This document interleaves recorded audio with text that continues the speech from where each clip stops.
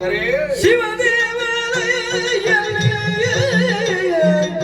ಪೂಜೆ ಮಾಡುವಿರು ಭವ ಪಾಪ ಹರಿಸುವ ದಿನ ಶಿವದೇವಾಲಯಲ್ಲಿ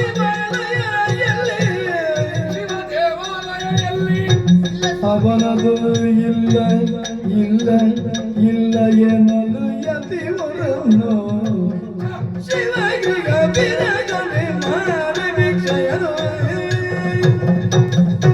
ನಿನ್ನ ಕೇಳಿಕೆಯಂತೆ ನೆಲ್ಯಾಡಿ ಬೀಡಿಗೆ ಬಂದು ಭಿಕ್ಷೆಯನ್ನು ಸ್ವೀಕರಿಸಬಹುದಿತ್ತು.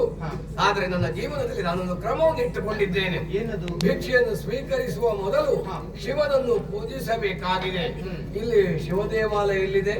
ನಮ್ಮ ನಾಡಿನಲ್ಲಿ ಶಿವದೇಗುಲ ಇಲ್ಲ. ಮತ್ತೇನಿದೆ? ಚಂದ್ರನಾಥ ಸ್ವಾಮಿಯ ಬಸದಿ ಇದೆ, ಧರ್ಮದೇವತೆಗಳ ಗುಡಿ ಇದೆ. ಧರ್ಮದೇವತೆಗಳ ಗುಡಿ, ಚಂದ್ರನಾಥನ ಬಸದಿ.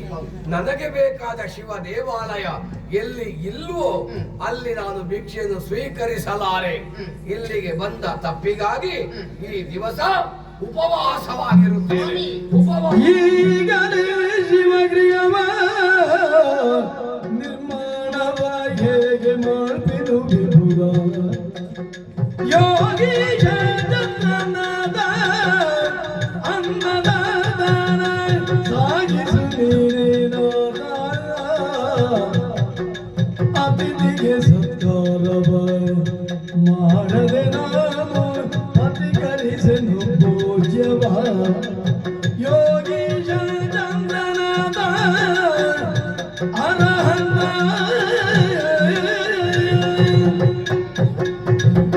ಹೇ ಚಂದ್ರನಾಥ ಸ್ವಾಮಿ, ಎಂತಹ ಸಂದಿಗ್ಧ ಪರಿಸ್ಥಿತಿ ನನ್ನ ಪಾಲಿಗೆ ಒದಗಿ ಬಂತು.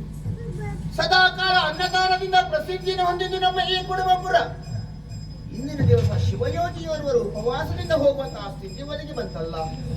ಬಂದಂತಹ ಅತಿಥಿಗಳನ್ನು ಸತ್ಕರಿಸದೆ ನಾನು ಆಹಾರವನ್ನು ಸ್ವೀಕರಿಸಿದ ಹೋದಂತಾದ್ರೆ ಗೋಮಾಂಸವನ್ನು ಭಕ್ಷಿಸಿದಂತಹ ಪಾಪ ನನ್ನ ಪಾಲಿಗೆ ಅಂಟಿಕೊಳ್ಳುತ್ತದೆ. ಹಾಗಾದರೆ ದೃಢವಾದ ನಿರ್ಧಾರವೊಂದನ್ನು ಕೈಗೊಳ್ಳುತ್ತಾ ಇದ್ದೇನೆ. ನಮ್ಮ ನಾಡಿನಲ್ಲಿ ಶಿವದೇಗುಲ ಆಗುವ ತನಕ ನಾನು ಉಪವಾಸದಿಂದ ಇರುತ್ತೇನೆ.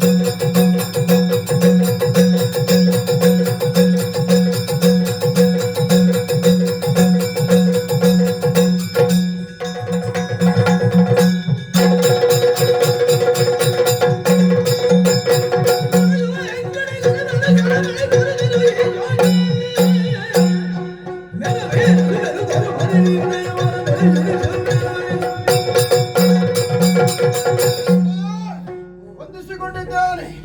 ಏಕಾಂತವನ್ನು ಸೇರಿಕೊಂಡಿದ್ದೀರಾ, ಚಿಂತಾಕ್ರಾಂತರಾಗಿದ್ದೀರಾ. ನಿಮ್ಮ ಈ ಸ್ಥಿತಿಗೆ ಕಾರಣವೇನು ಕೇಳಬಹುದೇ? ನಮ್ಮಲ್ಲಿಗೆ ಬಂದಂತಹ ಶಿವಯೋಗಿಗಳು ಉಪವಾಸದಿಂದ ಹೋಗಿದ್ದಾರೆ. ಕಾರಣ ನಮ್ಮ ನಾಡಿನಲ್ಲಿ ಶಿವದೇಗುಲ ಇಲ್ಲದಿರುವುದು.